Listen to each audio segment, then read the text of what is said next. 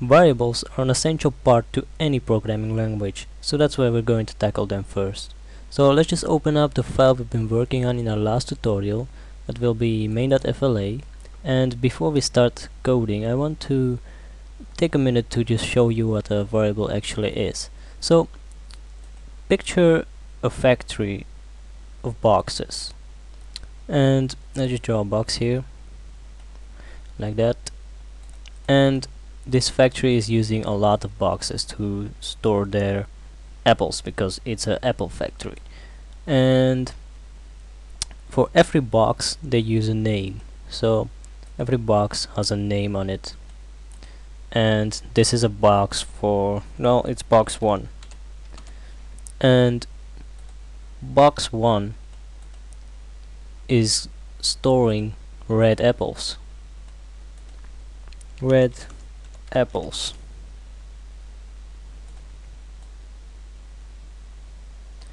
And it contains 15 red apples right now.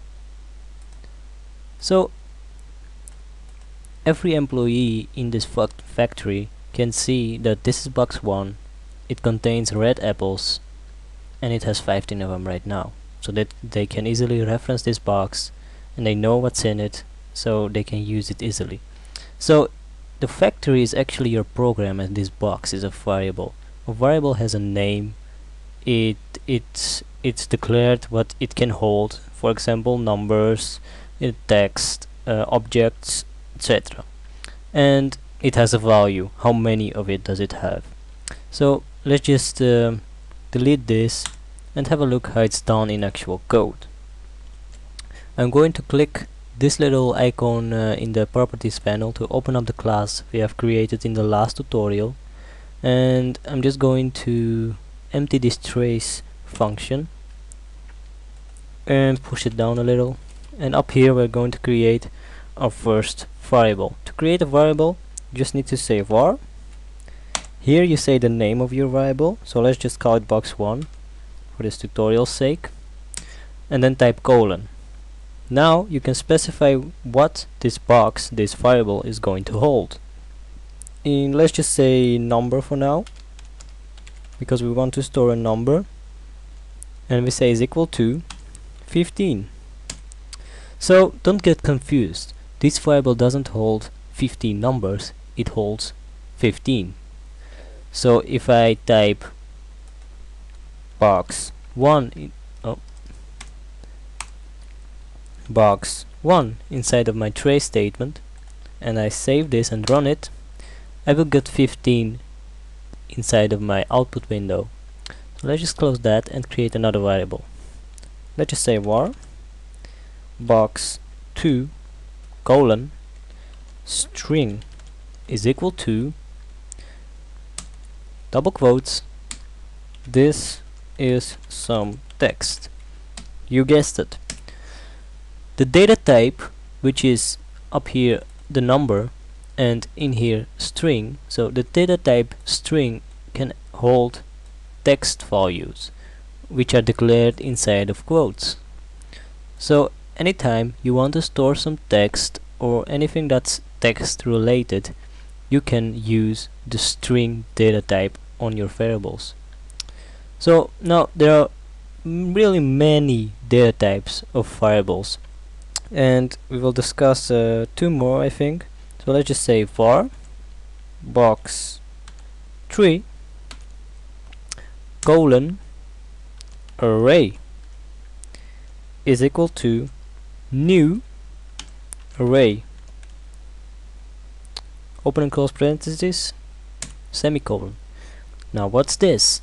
Well, this is a array. So picture this as a really big box that can contain other boxes and any other value actually. So it's kind of like a trash can or a really big box. So you can put anything in it. So let's just say I can put 15 in it, 15, sorry, comma, I can put some text in it, inside of quotes of course. So let's just say some text, and then just say comma, and now I can actually put box 1 in here, comma, box 2 as well. So now box 3 is actually containing box 1 and 2 and some other values as well. And as you can see, if I put my box 3 inside of the trace, Ctrl Enter and test it, you can see it gave me all the values that are inside of my array. So basically what an array is a list of values, and those values can be anything. They can be objects, it can be text, it can be a number value, it can be anything. And lastly, there's the true and false variable, which will give you the statements true or false. So var, and I'm not going to actually call this a box because the boolean, which is boolean is equal to false. So a boolean doesn't work like a box. It doesn't store any data. Well, it does store data, but not like the other variables. It just says true or false. So let's say you want to control some switch and you want to say it's on or off. You can use this variable to put true or false. In this case, the value of this is false. That means the switch is off, and you can say it's true. This will mean the switch is on, and you can specify what you want to do in both cases. So let's just say in the later tutorials we will be doing more of this, but that you can say, for example, to your program, if bool is true, then do something, and if it's false, then do something else. So that will be the use of the boolean.